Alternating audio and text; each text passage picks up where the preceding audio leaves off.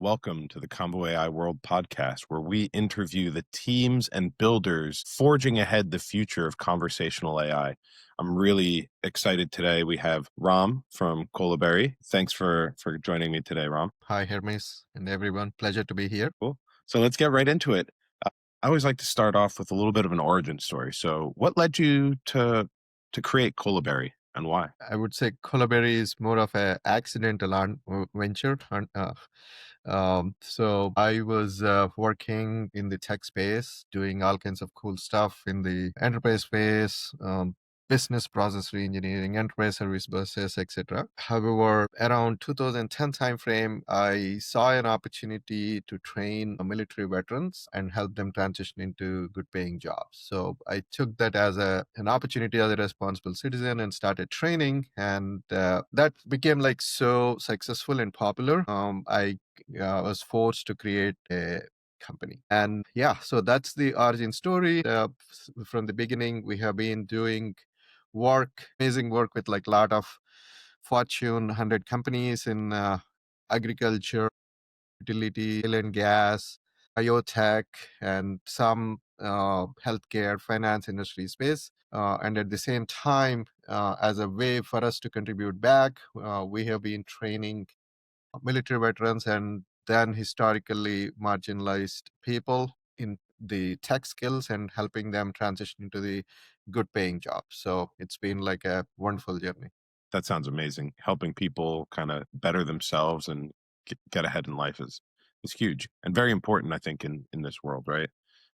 But that's not the only cool things you've done. You won an award, right, for AI for the betterment of humanity. Can you tell a little bit about that project and the competition? Yeah, no, absolutely. So, I'm always obsessed with business with a purpose.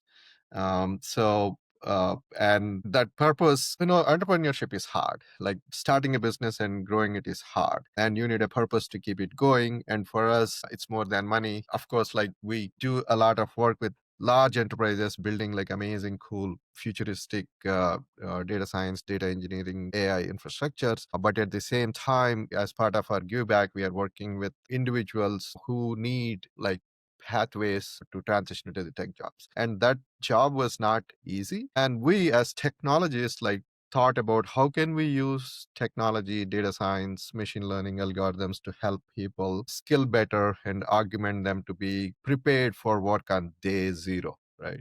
So as part of that, we developed technologies using what we now call conversational AI, where we work with text-based interactions and providing them real-time analytics about their learning and also capturing their voices and videos and giving them like real-time feedback about their communication skills so that it helps them get better. One example, if I have to put it, like whenever we are preparing for interviews, they advise us to go and speak in a mirror, right? But a mirror doesn't give us feedback. However, we thought like, okay, what if we can capture the video and give them feedback? So that was like a kind of like change the game. And some of these innovations like literally helped us to move like baristas to data engineers, customer support people to like data analysts and basically like Uber drivers to reporting engineers. So it was like wild, pretty interesting changes because we were not only using not skills to succeed, hard skills, but we were providing them the communication and collaboration skills using technology and help them like get it like in a much faster way by giving them objective feedback. This technology, when we present like back in 2018, it's not a long time ago, but also a long time ago, right? Where the world was talking about the future of work and how AI is coming and how it's going to disrupt the entire workforce. So we presented our solution of how we can quickly reskill and upskill, how we can use technology to better humans. So that's when we received this really two cool awards. One is from MIT itself called MIT Solve, we being recognized as a solver in the work of the future arena. And also, we also received, like, which is like a big surprise for me, AI for Betterment of Humanity prize. So that was like, oh wow, this is so cool. Yeah, so it's been like an interesting ride doing some cool things using tech. That sounds like such a wild ride. But you touched upon some like really interesting pieces there that I'd love to dive into. And some of it is around the that idea that, you know, the workforce is going to be obsolete thanks to AI. And how do you upskill and bring people, like you said, from Uber driver or barista to data engineer, right? Connect people to those jobs that will help them become better in life. And in that sense, what do you see as the most critical skill gap in that piece of the workforce now? That's a very tough question to answer. So we thought we had the answers, but when AI became reality, it's a completely different world, right? And we can see the disruption that is happening. However, the way I am observing is the AI is moving like really fast, but at the same time, organizations are moving slow, right? So the adoption of AI has been slow and deliberate, and I think probably it's because how fast it is moving, so it has not matured. So the way I perceive it is like any other technology that has evolved in the past. Either you take going back 20, 30 years, internet to mobile adoption to big data adoption, all these things went through a maturity model, right? So there are going to be AI first companies, just like we had internet first companies. They're going to have AI first companies that are going to disrupt, but a majority of the world is run by brick and mortar, like industries, agriculture, manufacturing, utilities, right? So these industries are going to exist, and as these industries have to move deliberately in a very thoughtful fashion, and as part of that, the reskilling and upskilling is like a very important concept that is on everybody's mind, right? So the way I am pursue, it's going to be like multi-phase. So one is there is a productivity gain tools, and then there is a enterprise tools, right? So what that means is, if you look at the technology as such that we experience today, so we have like the word processors and Excels and PowerPoints of the world, which were the productivity gain tools, right? So the chat GPTs of the world are such productivity gain tools. So basically they allow to do more with the less, right? So that's one side. So what I'm saying is, like, everybody must get trained in this fundamental productivity increasing tools, meaning everybody needs to become what you call a Prompt prompt engineer, engineer. right? So so oh, yeah. So, and then you have this whole idea of enterprises moving and adapting AI, right? For enterprises, it's just not about cost, basically reduction of the cost and increasing the bottom line, but also they need to come up with new products, new architectures, new solutions, right? So, this is where I think the agentic AI that is evolving is paving the way for it. So that's the future. And in that future, what skills are required are still need to be seen. And in general, the humans are going to do more high value work, and humans are going to be more orchestrators of the business, monitoring things, making and making decisions based on the what the agents are like doing. So what that means is we have to learn to work with the bots. We have to learn to work with agents, and this whole skill development is going to be like we don't know how it's going to evolve, but it's something that we have to look forward to. Like, one exciting thing that I am working on is this particular fall semester, I'm working with a group of MIT Sloan students who are on trying to figure out, do research on, okay, what does this future of learning and skill development looks like. And conceptually, I feel that there is a room for what I call like learning ops, right? So you have DevOps, you have like FinOps, all these things, right? So these ops have changed how we develop software, or how we manage revenue, how we manage finances, etc. Similarly, in the learning space and the skill development space, the skills are disappearing faster than ever, right? So previously, you learn a skill, you could probably work 5 to 10 years. Now it's going to basically disappear like really fast. But at the same time, the need for reskilling is also growing, right? It's huge. So like now, how do you do that with the same amount of resources, right? So I think that's where I feel that the whole concept of learning ops could be an interesting thing to experiment with. So yeah, so that's one exciting thing that I'm working on this fall. So we'll unveil what we find out about your question that you asked. At high level, I don't know the answer, but we'll figure it out.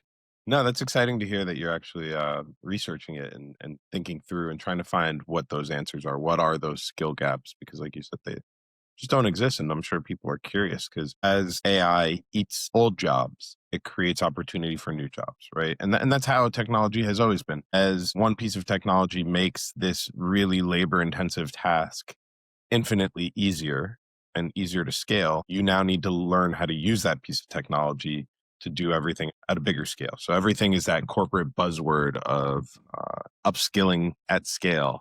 Like you said, the world runs on a lot more brick and mortar and traditional industry than just digital industry, right? Like the digital world is changing constantly and has been since its inception. Brick and mortar, those sort of more traditional industries, enterprise, where you're investing on a 10-year timeline, 20-year timeline, right? That's not 1 year like most AI companies are working on. So That's right. yeah.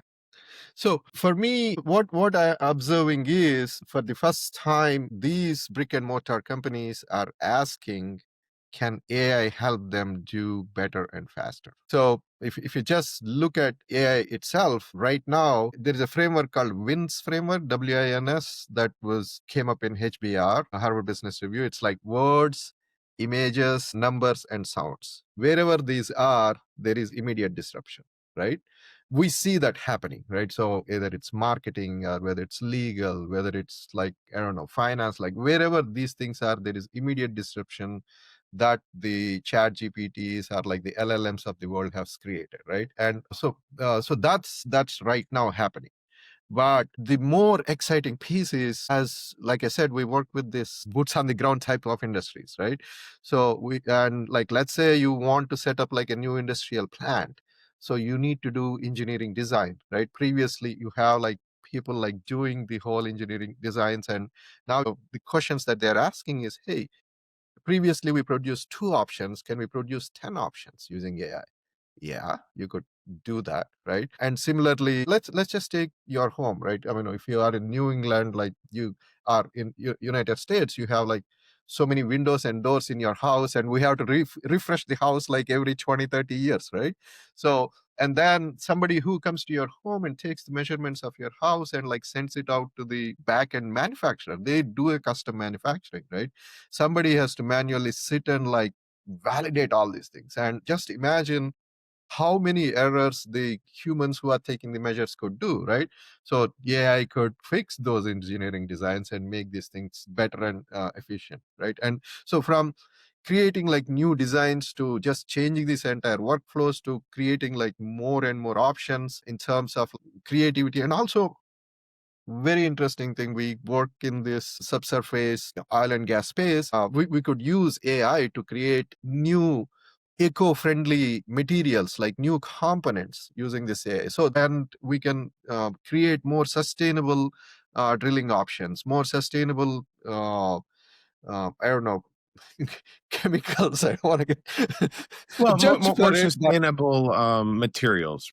Yeah, so there is the option of this, our ability to have more sustainable and eco-friendly controlled creation of substances is going to be like a lot more. So that is like the most exciting part of the whole AI in a larger way, right? Whereas if you take a step back, when we come to our day-to-day interactions, basically I would come back to this conversational AI piece because I feel that that is the new UX, right? Voice is the new UX. It's not the HTML anymore, right? It's like the bot, like the text is the new UX. Like you just type it in and you have the voice is the new UX. Video is like the new UX. So our interactions with this technology itself is going to get disrupted. So I'm like really excited to see that Agora is making strides in that space. So you have like the whole front end and then the back end, like And it's pretty exciting where the AI is taking us into the future. Yeah, no, it's really exciting where we're seeing the trends and stuff like that. And you brought up a good point. Agora is upskilling our network essentially. Like we focus traditionally on human to human interaction, but now there's a lot of opportunity between human and computer. So as you said, voice and video is the new interface and power the best voice and video infrastructure in the world. I also want to hear about what you're building with voice and video because I know you're building some really cool stuff on bringing this all together. You're using Agora, but can you maybe walk us through some of the awesome pieces of software and systems you're putting together? Yeah, so I like Agora for its ability, its enterprise grade ability to stream billions of minutes, right? So it's an enterprise grade infrastructure that has been tried and tested, right? So and then when it's related to the conversational AI, there are like many tools out there. Some of the notable ones are related. 11 Labs is a pioneer, and OpenAI, obviously, you have it, and Microsoft Azure Voice libraries are there, and there are many others conversational AI platforms that are coming up, which is like super exciting in this space. However, what I like about Agora is it's a tried and tested enterprise grade framework on top of it, and it is being built in a way that we can integrate with various systems. I mean, if you don't mind, I can quickly share Yeah, something. please. Yeah, it's built like Lego blocks, gives you all the Yes. control while taking away all the headaches, right? Yes. Do you see my screen? Okay. All right. So what you're seeing here is like traditional Agora framework, right? So you have the Agora platform, have like SIP, WebRTC conversations, and it has ability to integrate with enterprise systems in CRM systems, call records, like everything. And it can stream, it could do all kinds of like really cool stuff related to the text, voice, and video streaming, right?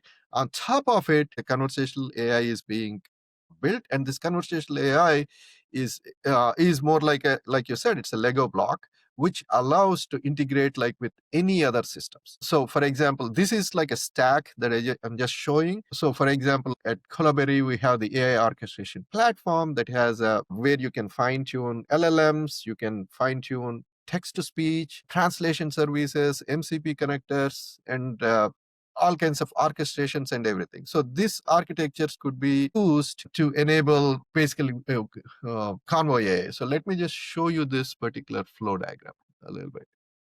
So here, as you can see, so this is an app where you have a real-time audio, and real-time audio streaming can happen. And here in the back end, you can integrate with the agentic flows here. So for example, here you can integrate with 11 Labs text-to-speech, right? You can integrate with OpenAI Whisper modules, or you can integrate with Microsoft modules, right? And in the back end for an enterprise, which is like you have like a lot of custom intelligence inside the company, right? So for that, you may need like a large LLM models, and you have custom databases. You can build like RAG tools and everything, right? So the Agora platform, by being the front end and having the ability to plug in any of these backend systems, allows to build an enterprise grade text to speech, speech to text conversational AI platform. And also, so any questions here? So in here, zoom out maybe a little bit. The person calls in. So this isn't like your traditional app. This is a dial in number. So they're interacting with a traditional interface in terms of like the mode of connection, right? Yeah. So the beauty of Agora platform is it can work with both phone as well as, well, VoIP, right? Regular telephony and VoIP. So you have a SWIP switch, right? So and with the SWIP switch, you can basically stream the voice across the regular telephone line. But if like in this particular one, you could just have like a client, Android client, or a VoIP client. So it allows like both of those, right? So and this whole Agora infrastructure is already there, and it works at the enterprise grade. So all we are doing is making it AI enabled, because previously these are not necessarily smart conversations. Now with integrating with AI platforms, they become smarter conversations. Very interesting. You're using Agora as kind of like that underlying level of the streaming orchestration and then tuning it into your pieces that you've been building over the years that your enterprise's customers have been building over these years, the knowledge database, the knowledge base, their MCP servers, all these things that kind of can exist without voice, but now being able to bring it to this new interface, sort of. That's correct. So all these interfaces already exist in the Internet 1.0 and 2.0 world. Like now, how do you upgrade to the AI world where it's smarter, right? So that's where the enterprises may already be using Agora platform for their call centers and all kinds of like streaming needs that they have, right? And the calls may be already getting recorded, etc. Now we can integrate them with the AI infrastructure and make the whole business smarter. And maybe they can even innovate like new products and services on top of it. So, for example, they could have automated, I don't know, like if you take a healthcare industry, confirming appointments is a big thing. Following up with the people is a big thing, like prescription medications. All these are like usually instead of like humans following up or even robotic calls being made, like these can be like a lot more humanistic, empathetic calls because the AI interacts. It's just not delivering information. AI has the ability to interact. So you can upgrade and make the processes like a lot more intelligent. Moving away from that traditional phone tree. Hi, we're calling to remind you about your insert whatever. Yeah. Press one, right? So this is like having a natural conversation, which for most people is all they really want to be able to do when they call in. Like, I don't think they really care that it's a person or not. It's I don't want to have to like change the way I interact and speak to accommodate their phone tree or their technology that just makes my life more difficult, right? So this is an ability to really bring that human interaction back into things. Yes, one, you can bring the human interaction back, but also the technology is going to a place where you can record your voice and your nuances, right? Your voice nuances, highs and lows, and the AI can use that exact voice and nuances and show empathy while talking to the customers. And not only that, it can go beyond a transactional conversation, right? So, for example, don't know if I could play it, but happy to kind of like share in one of the conversations. There is a appointment confirmation that was happening for a cardiovascular appointment, and the patient it went beyond appointment saying that, okay, hey, is there anything that I can help you with? And the patient suddenly goes, oh yeah, I'm having this issue, like can I talk about it? And then the system goes, oh okay, let me relay this information to the doctor. I'm not authorized to kind of like help you with this, but let me inform. So it can make more notes, right?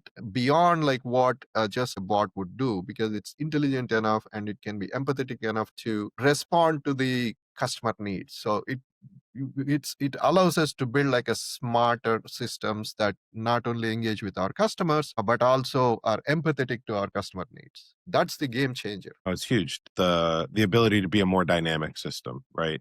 Even with traditional AI interactions, if you think about like text interaction with an AI, you're trying to one shot everything, right? Like, let me put everything I can into this perfect first message. But that's not how we interact. That's not how we think. So, similar with technology, if you're trying to always force people into these boxes to interact, it doesn't allow for the same sort of dynamicness that you were just talking about. And that's important in so many professions like healthcare, where by putting the technology in, we remove some of that personal piece that can actually help the customer, the patient, so to speak. And being able to put that back in is huge. Like not just taking away, but putting back. Yeah, That's yeah. massive. No, yeah, absolutely.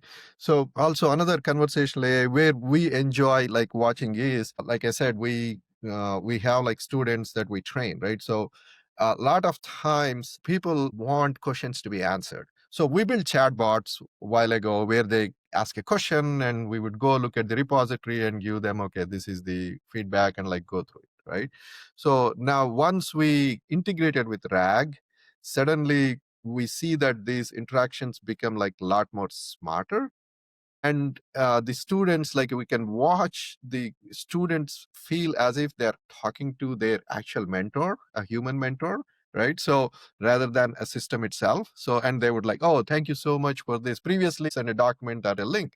Now we are able to give them like exact answers that they are looking for, right? So so that's the text conversation, right? So it's wild, and also we could see these um, systems getting like smarter and smarter, one as the LLMs get smarter, and also as more and more conversations happen, these LLMs that we use like keeps getting fine-tuned.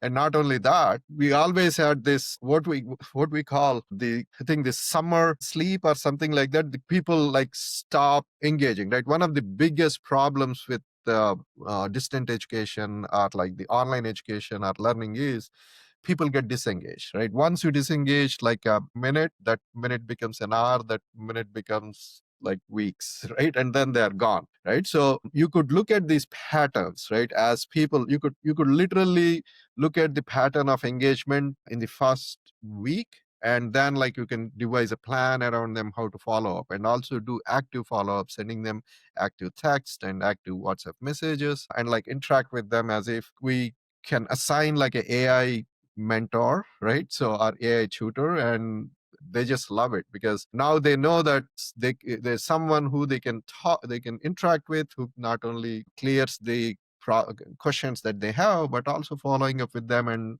helping them out to kind of like stay ahead. So it's a lot of experimentation that can be done, and not only that, we can do this with not spending more, right? We had to hire like 50 to 100 mentors to kind of like support them, right? So we still want to hire them because human interaction, you cannot remove that, but almost 90% of the work that these mentors are supposed to do, keeping these mentors do their work is also challenging, right? So they have a great heart, they want to give it, but at the same time it can be taxing, right? So now AI could do like a lot of their work and make them look smarter, so they can focus on the human interactions, and then the systems like take care of all these things.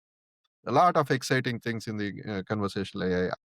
I mean, at least again, my prediction is that in the future we will have the UI, the entire UI UX is going to be driven by conversational conversations. I'm right there with you. I think it's really just starting. We're just kind of like at the tip of the iceberg, and the shift is already very, very visible in that sense. I Yeah. do want to dig into. Oh, sorry, I didn't mean to interrupt you. Yeah. So one area like as of now we see I think it's also the nature of the job market at this time, which is like tough as we go through this transition, right?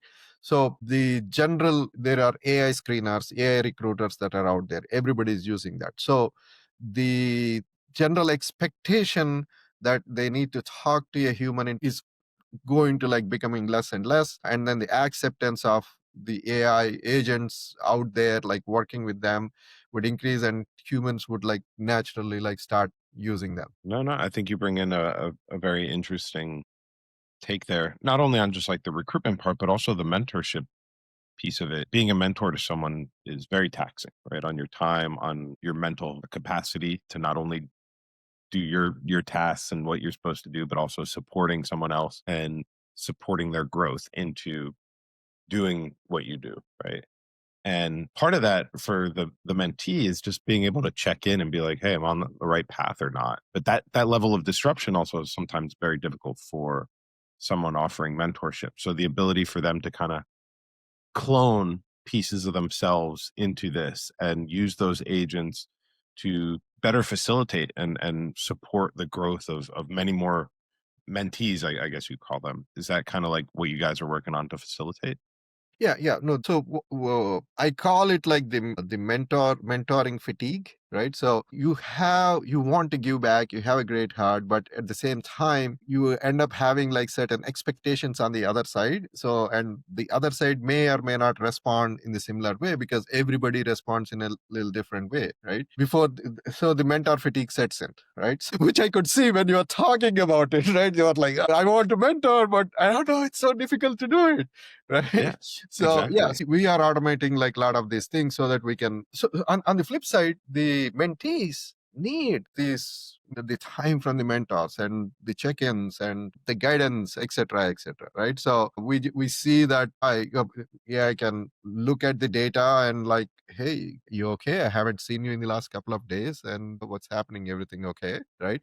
So like in your language, right? If you want that agent to represent you, you could send it. So that's the beauty of it. That's huge. You also brought up an interesting piece of the hiring process. The recruitment process is like, I don't even know how to describe that labyrinth right now. It's a maze because there's a mix of AI agents doing screening, humans doing screening, humans sending their own agents for applying, right? So it's like agents interviewing agents, which is a whole different conversation, I think. But the ability for like a company to deploy an agent that can kind of do this initial screening and figure out all of these baseline elements, it doesn't really take the human aspect out of it because they still have to go through a human, right? This is recruitment of people to people type stuff.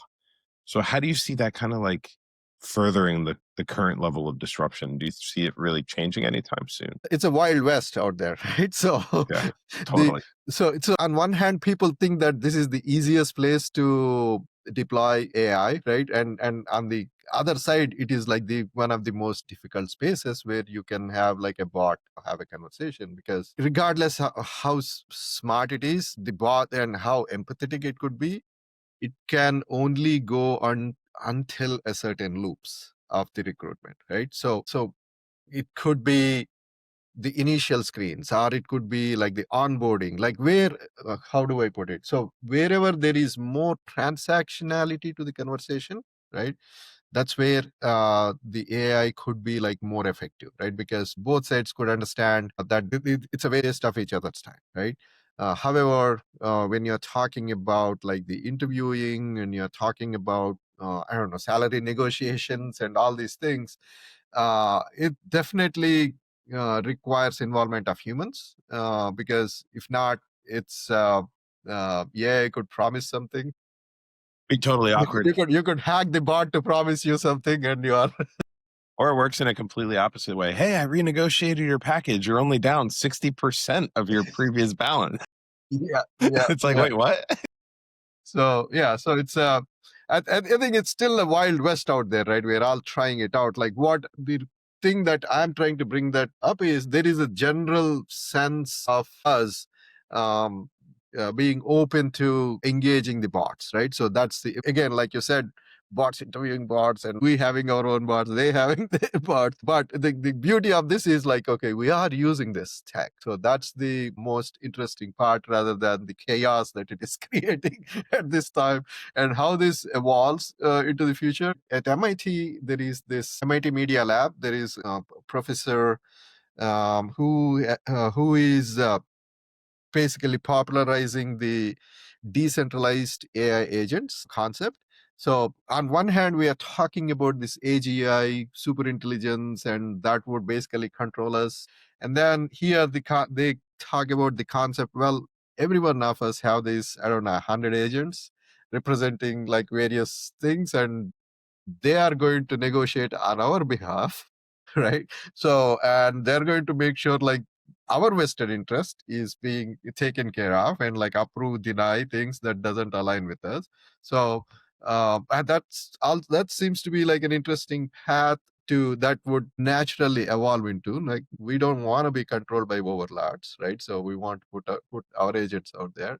So yeah, so it's a decentralized distributed AI, just like everybody is carrying a mobile phone. On that phone, everybody is probably carrying their agents, or they exist in the ether, like representing us. So yeah, that's the future. That's a very interesting concept. Like, hey, I'm on the job hunt. And you brought up a good point. Like the person fit and the job fit, it's not always like the description that makes like that final match. Like it's that first conversation, asking certain questions, and that takes time. And so for both ends of it, that's probably like one of the most time consuming pieces is the lowest level because you have to do a breadth of it, right? Before you can kind of cut that out and go to the next level, go to the next level in advance.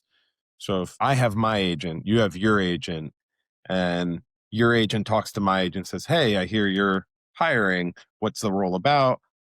oh, this is the role. Okay, well, I like to do this, or I'm specializing in this, and they realize, oh yeah, actually, you'd probably be a good fit, or no, maybe you'd be a better fit for like this other role we have internally, and it changes a lot of that dynamic in a way that saves everyone time and kind of gets you to where you need to be. We'll see.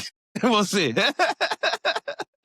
Yeah, But always just but that's my one optimistic view on things. yeah, yeah. So but one thing, if we have to look from what is happening right on the ground, so the idea that there are going to be humans and agents like working together is a reality, right? And in an enterprise hierarchy, right now the hierarchy is you have all humans in there. So now in the future there are going to be AI agents that are going to be part of it. So they are going to be part of the team with certain skills, right? For example, if you just take like a very simple customer service call, basically it's a team of people and there are like AI screeners, right? Or you have to make a follow-ups and there are AI follow-ups. So these agents are going to be part of the organizational infrastructure, right? So this is going to hope this is going to increase the customer experience, and also this is going to reduce the cost with which the businesses can do the business. However, the businesses cannot be stagnant, right? They have to grow, they have to innovate new products, new services, right? So this is where more and more new opportunities that we don't see now will emerge. So like a decade ago, they don't know, like I didn't know what an influencer job would be, right? Now they are like the stars, right? So they're better than Hollywood are these football stars, right? So that's kind of like, so we don't know what the new jobs are going to be. And at the same time, even in the tech world, it's pretty exciting to see like some of the smartest individuals being treated like our NFL stars, like getting like multi-million dollar checks, right? So it was Yeah, like, it's wild. hopefully, yeah, no. So hopefully that would change, like more people to pursue STEM education, right? So I mean, people are fascinated about sports because of these big shiny checks these stars are getting, and like these new big shiny checks that people are getting in AI might create like a complete new generation of like smart thinkers and people who pursue STEM and engineering and science and space, all kinds of things. I'm super excited about that. That just one piece is like super exciting for me. I'm like, wow, we like, growing up in India, like for us, it's always an academically accomplished person or somebody accomplished in a job is always looked like a superstar, right? So when I came to United States, it's like, what? We are not superstars. Hopefully that's gonna change with this whole big checks that Zuckerberg and others are doling out to this really, really smart people. Yeah, it's wild to see like you said, the superstars of the tech world are now the data scientists, not necessarily the influencers or these people that have built quote unquote followings. It's the people that can actually move the needle for these major businesses using AI, which is more of a call out to the younger generations is like figure out how to do this, figure out how to bring this together. The job future is changing. The landscape is always changing and maturing. And I feel in the future, like education is going to catch up at some point, has to. That's just like maybe Darwinism, right? Like he who fails to catch up will just be outperformed by someone else that can. And so it's cool to see that schools like MIT are putting a lot into the research of this and figuring out like what are these directions because that's really going to guide a lot of the future understanding of like where these things are moving towards, right? Yeah, yeah, absolutely. Absolutely. I have young kids, so this question is something that we parents like keep talking about all the time.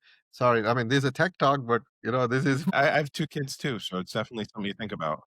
right. So like what do you teach kids? So what do you want kids to study? I mean, it's yeah, I mean, they are going to grow up in a world that's powered by AI, but going to the fundamentals of how how we make progress, it's the STEM, math, science, physics, right? You need like these fundamentals, and you have to use the AI to create like a new materials of the world, new better features, more sustainable systems, right? So it's everything. AI is the superpower that they can allow the future generations to do hopefully much better and sustainable innovations that are good for the world and good for the planet. Yeah, no, it's true. You hope that this will move everything more towards a positive space. The more I interact with AI and these AI systems, like the more I realize, like you say, the fundamentals are still the most important piece of it, right? All of these function off of if you know certain fundamental understanding of things, you can stand so much taller with AI and do so much more with it. But if you don't understand those things, you're going to ask kind of like these low level questions and get by. And it's democratized that piece, but you're not really going to like progress forward in that sense because you don't have the strong enough foundation to interact at that different level. You're interacting at the base instead of deeper into it. Yeah, no, absolutely.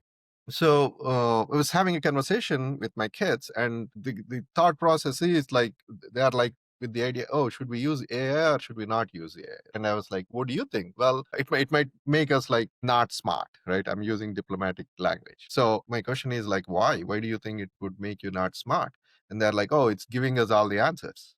So then it was like a moment of, I don't know, like reflection and also thought for me. And then I was like, okay, hey, you work with Lego blocks, right? So they're like, yeah. So what can you build with Lego blocks if you are not intentional and thoughtful, right? You build something which doesn't make any sense. But if you are intentional and thoughtful, you could build like amazing things, right? And how are you able to do that? It's just these are the blocks that are available to you. You put them together, you can build stuff that you are intentional. It's important. So what's different? So one is mindless engagement, the other one is thoughtful builder mindset, right? So it's like from my perspective, that is the most important thing when we are engaging with AI. We need to have a builder mindset rather than a seeker mindset or like consumer mindset. So that would make us, and that would make us as well as the next generations like smarter, because now they are using it to do something that is useful or powerful, or whatever, like create something instead of just, okay, let me just type something, it will give me an answer. Obviously you're just going to become dependent on it and maybe like not become smarter because it is this smart. But however, our job is to teach ourselves as well as our kids to have the builder mindset so that they are building things for the future and AI works for them, not they working for the AI. No, it totally makes sense. And if you're using it as a learning buddy, a tool to make you smarter, it'll get you there a lot faster, right? Versus some of the hardships we had with just finding the answers to certain things, right? Now, it's not so much about the search, it's more so about, like you said, the purpose, the direction. This is the way I want to go. If I know I can find all this information, how can I use this to put it together in a meaningful way to advance me more so than like I got it to write me a story, right? Like I got it to do my homework. That's not going to help you in life. And the only person that those people are cheating are themselves. They're on a fast track to cheating themselves now. Maybe years ago they were trying to just write whatever to get the assignment done, and it was apparent. Now it's the same mindset. Like, oh, I'm just going to use the AI. You're cheating yourself out of an education at this point. And I think that's a big thing we need to be able to point out as parents. I think it's a transition period people need to learn. And also on the flip side, Iron Man already taught us how to use Jarvis. Yeah, so true. Yeah. We are coming up on almost an hour here. I'm loving the direction of the conversation, but I do want to be mindful of your time. You know, you're CEO of a company and you got a lot to do. So I want to kind of wrap it up with this one wild card question I ask all my guests. If you weren't building Colaberry and doing what you guys are doing, what would you be working on in the AI space? Or what's another piece of the AI space that you find very interesting that you could see yourself working in? Yeah. So one space, it's a common theme that I am seeing, which is as we interact with the enterprises, they talk about how to use AI, right? So it's still more like a technical guys, innovation guys. So they are like trying to do stuff, but AI beyond the chat bots, it can do like a lot more.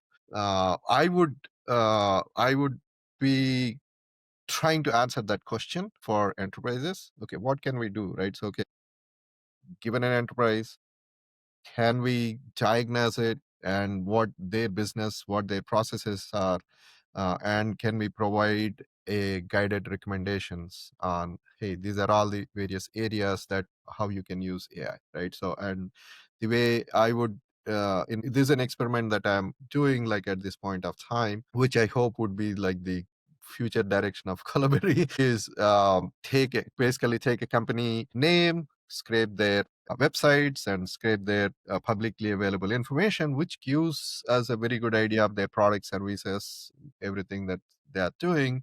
And then can we create like an AI roadmap for them to see how they can adapt AI in the enterprise for a short term, long term, and mid term wins. So, and in the initial so the Karun who is on this call in the backstage, he's like doing that. So it's like both visualizations as well as the use cases. So those things are very very engaging and for the people, and suddenly it opens up their eyes like what they can do, because when you are in the vortex you can't see it, right? But AI can like do an analysis.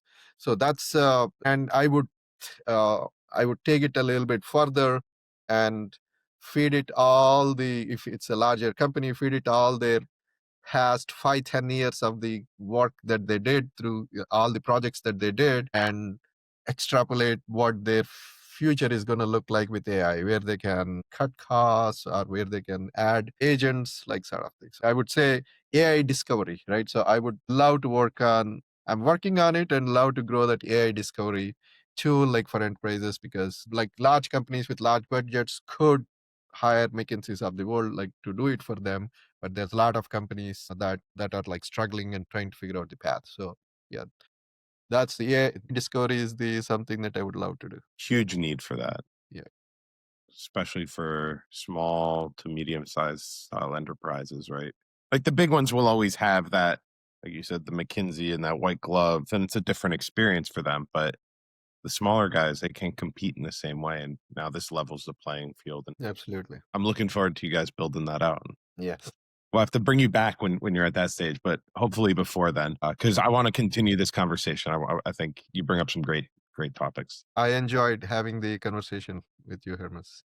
Thank you so much, Ram. Thank you. And thank you to everyone that listened in. For all of those on social media, please like, subscribe, follow the podcast, do that social thing, and we will catch you in the next one. Thanks for joining.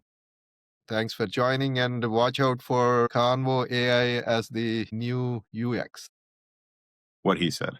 Yeah. Thank you. Bye.